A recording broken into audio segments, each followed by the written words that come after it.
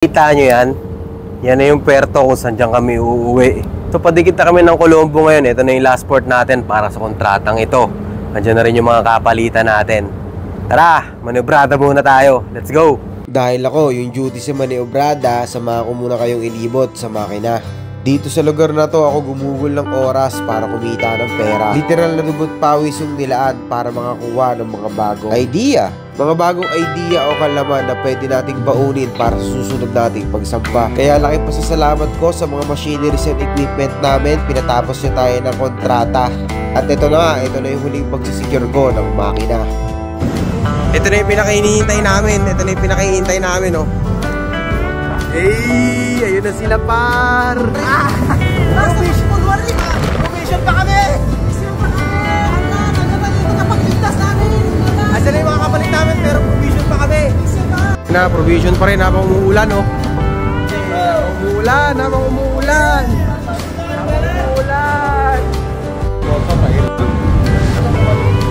Yes, sport engineer.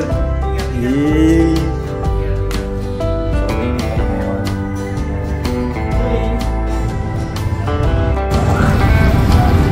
Service namin. Ito yung isa sa pinakamasarap na feeling yung tinatanong mo yung barko mo habang papaluyo kayo gamit yung sasakyan na sumundo sa inyo.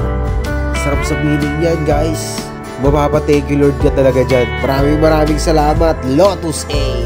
Rekta na pala kami ng immigration na ito pagkatapos sa custom. Pagkatapos doon, mag-hotel muna tayo, syempre. Ganun kami kamahal ang kumpanya namin. Pero sa totoo lang, deserve talaga namin to kasi sobrang pagod talaga kami ngayong araw. Kaya isang malaking bagay talaga itong mapag-hotel man lang kami at makapagpahinga. At syempre, bayad pa din, di ba? So, dito na kami sa lobby ng hotel. Waiting na lang kami ng kwarto. So, setup namin sa isang kwarto, 2 tao. Let's go. Alright. Hindi na para kaming honeymoon. Breakfast kami.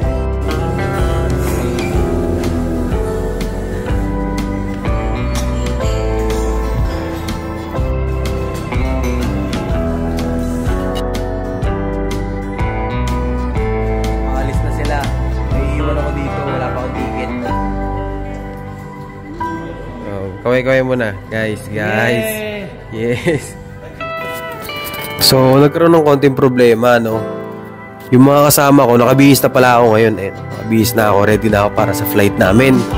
Kaso, yung mga kasama ko, 6 kasi kami magkakasama. Sinundo na sila. Akala ko kasama ako sa check-out. Wala pa daw pala akong ticket. So, may iwan daw ako dito hanggang alas 9 ng gabi yung check-out ko. Fuck, ba't kaya? Hindi ko alam kung bakit. Sa akin, wala namang problema kung mag-i-stay ako dito hanggang gabi, pero iniisip ko kung bakit. Kaya ako may iwan. Something wrong, bro. Paano ba yan? Enjoyin ko muna yung kama dito. Tara, tabi tayo. Yo! So, nandito pa rin tayo sa hotel and lunch time na. Check muna natin kung ano yung pagkain sa baba. Let's go. Mali yata ako na naka-order na parang ang kaunti lang nito.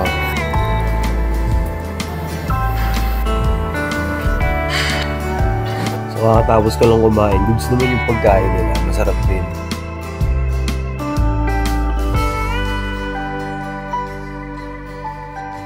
Solid yung naging dinner natin. Tara, tignan nyo.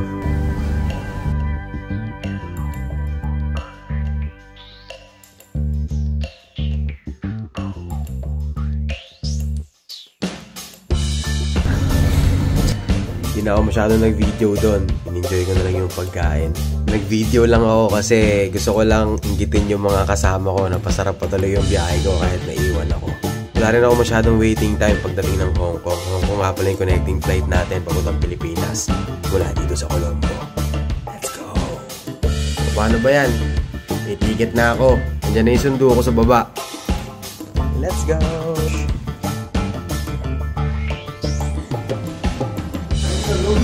Ha? It's 28. But only 1 luggage. Nakalapag na nga pala tayo dito sa airport, guys. Ito nga pala yung pangalawang beses natin magsa-sign off dito sa Colombo. Kaya wala na akong kaba dito kahit ako lang mag-isa. Okay naman sila dito, mababait sila. Kung titignan nyo yung mga itsura nila, para silang mga Indian. Pero kung ako yung tatanungin, masasabi kong mas madali silang pakisamahan. Base lang yan sa aking karanasan. So wala man lang tayong kahirap-hirap nakalagpas dun sa scanner. Check-in na tayo ngayon, check-in. Sobrang crowded dun sa labas. Hindi ko alam kung iba yung pila ng mga foreigner. Siyempre considered as foreigner tayo dito. Ang bilis ko lang nakapasok kahit ang daming tao dun sa labas kanina. Ang dami rin magagandang Sri Lankan. Maganda pala yung airlines natin. Cathay Pacific tayo. Habang nag-check-in nga pala ako, hindi nila inalaw yung isang maleta ko na 28 kilos. Sabi nila bawasan ko daw. Ready naman ako doon kasi meron talaga ako nakandang double bag para dyan. Ayoko lang kasi talaga yung marami akong bit-bit, kaya gusto ko isang bag lang. Pero yun, wala tayong magagawa. Kailangan natin sumunod. Ready naman tayo. Alright! Check-in na! Nakapag-check-in na tayo. Let's go! Immigration muna tayo. So nandito na tayo sa gate 14 dito sa Colombo para sa departure natin. Medyo nahihirapan lang ako magsalita kasi ako lang yung mag-isa. Hindi ako sanay ng ganito.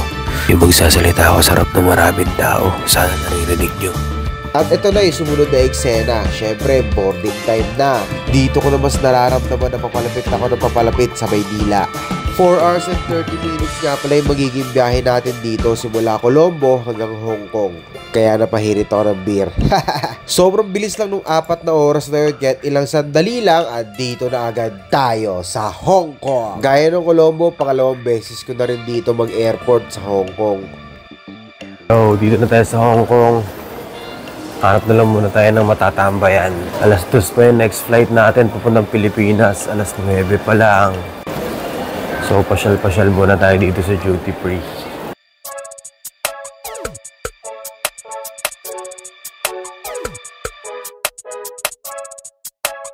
Minsan okay din yung ganito yung mag-isa ka lang.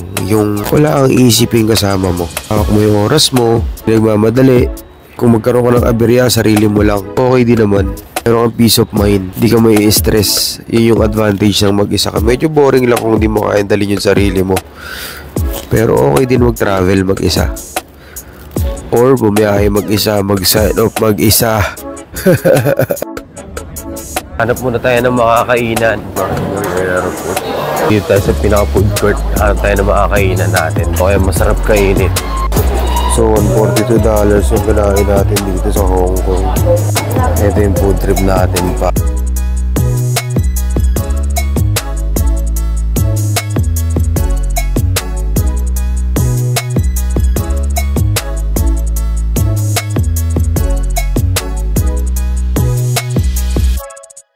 Kakatapos lang natin mag-food trip.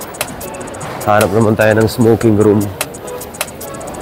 Kung kinain ko, mga 1,000 yun eh. Masarap din naman kaso medyo bitin lang, konti lang. Solid yung noodles, ibang klaseng noodles. Hindi siya instant. Ayun o, Sky Garden. Diyan tayo mag-iossi par. Smoking area. Hey, smoke. Open field yung smoking area dito. Yun yung gate natin, ang gate Manila 1405 yung flight natin, gate 35.